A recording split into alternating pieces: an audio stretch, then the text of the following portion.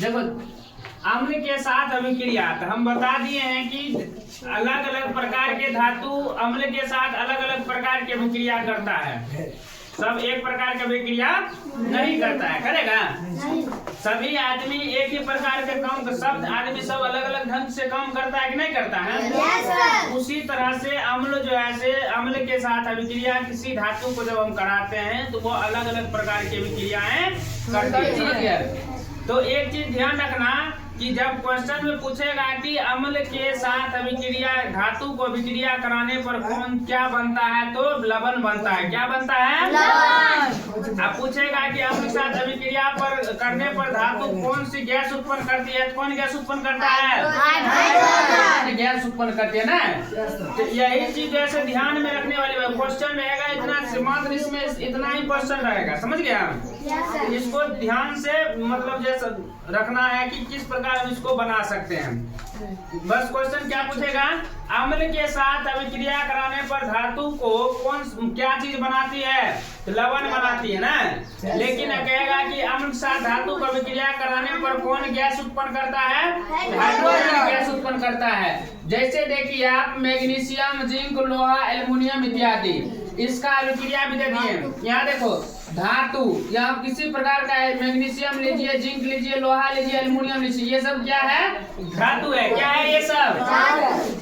ये सब धातु है। धातु देंगे, मैग्नीशियम देंगे, प्लस यहाँ अम्ल है, तो उसके बाद अम्ल से इसको अभी मिलाएंगे, अभिक्रिया करवाएंगे ना, तो ये क्या बनेगा? लवण बनेगा। लवण के बाद हाइड्रोजन गैस बनेगा ना। यही गैस इसका अभिक्रिया हुआ, समझ गए? कहता है प्रतिस्थापन अभिक्रिया, रिप्लेसमेंट रिएक्शन। जब धातु को लवण के विलयन में डाला जाता है तो उस पर लाल भूरी परत बैठ जाती है। यह रंग फेरस सल्फेट बनने के कारण होता है। किसके कारण होता है? फेरस सल्फेट बनने के कारण उस पर लाल भूरी रंग की परत जम जाती है। इसका मतलब देखिए, आप समझिए, हमें एक क्या करते हैं, एक विलयन में जो है लवण का विलयन लेते हैं। लवण जानता है? लवण के विलयन में हम लोग क्या करते हैं, एक सफेद लोहा का कील, जैसे कांटी जिसको बोलते हैं, समझ गया? जब उसको डालेगा उसमें जो है अलग ढंग से एक रंग बनेगा, समझ गया? उसमें अलग प्रकार का एक देखने को मिलेगा। वही जो है उस पर प्रतिस्थापन अभिक्रिया करता है। क्या करता है? प्रतिस्थापन अभिक्रिया करता है, समझ गया? तो आप देखिए अगला देखिए, कहता है अधिक सक्रिय धातु कम सक्रिय धातुओं को उनके लवण विलयनों से प्रतिस्थापित कर देती है। जैसे देखिए अधिक सक्रिय धातु जो मतलब ज्यादा एक्टिव रहेगा, समझ गया? वह जो है कम एक्टिव वाले धातुओं से विलयन में उसको क्या करेगा, कम एक्टिव वाले धातु को लवण की जो है प्रतिस्थापित कर देगा। क्या कर देगा?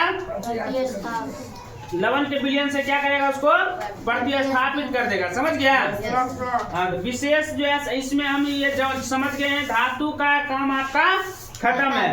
अब सिर्फ हम जो इसमें पढ़ेंगे सामान्य धातुओं के उपयोग। क्या पढ़ेंगे? धातु का उपयोग हम किस किस चीजों में करते हैं, कैसे करते हैं, इस चीज के बारे में हम इसके बारे में जानेंगे अगले क्लास में, समझ गए?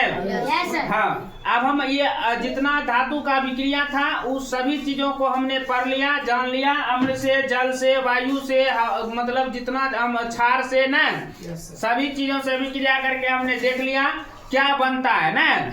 अब हम पढ़ेंगे उसका उपयोग कि धातु को हम कैसे काम में उपयोग करते हैं, कौन सा धातु को हम मान लीजिए बनाते हैं। जैसे मान लीजिए कुछ धातु का उपयोग हम आभूषण बनाने में प्रयोग करते हैं, जैसे सोना चांदी का आभूषण बनाता है कि नहीं बनाता है?